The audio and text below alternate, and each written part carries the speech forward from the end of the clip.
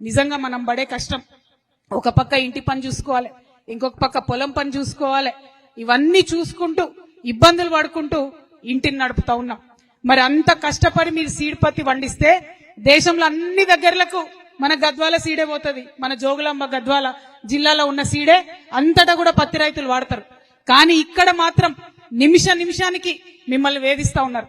నిమిషానికి ఎవరైతే ఈ కంపెనీలు ఉంటాయో, వాళ్ళ యాజమాన్యాలు ఉంటారో, వాళ్ళకి సంబంధించినటువంటి మధ్యలో ఉండే దళారులు ఉంటారో, మీ కష్టాన్నంతా కూడా వాళ్ళ దగ్గర పెట్టుకుంటున్నారు. పోయినసారి జనం బాటకు వచ్చినప్పుడు ఒక్కొక్కరిని పలకరించి చూసినాం. మా పొలం కుదవబెట్టుకున్న మా దళారుల దగ్గర డబ్బులు వచ్చేంత వరకు కూడా పొలం రాదు.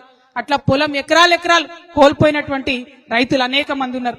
మరి వాళ్ళందరూ కూడా కలెక్టర్ గారి సమక్షంలో మాట ఇచ్చి 2 నెలలైంది, ఇంతవరకు కూడా బకాయిలు ఇస్తలేరు. ఇప్పుడు ఎగబెట్టేటటువంటి ప్రయత్నం చేస్తా ఉన్నారు. కాబట్టి గద్వాల ఖచ్చితంగా రావాల్సిందే. వచ్చి ఇక్కడి నుంచి నేను ప్రభుత్వానికి హెచ్చరిక చేస్తా ఉన్నా, కరెక్ట్ వారం రోజుల టైంలో ఏదైతే మా సీడ్ పత్తి రైతులకు బకాయి ఉందో ఎటువంటి కొర్రీలు లేకుండా అవి మీరు విడుదల చేయాల్సిందే.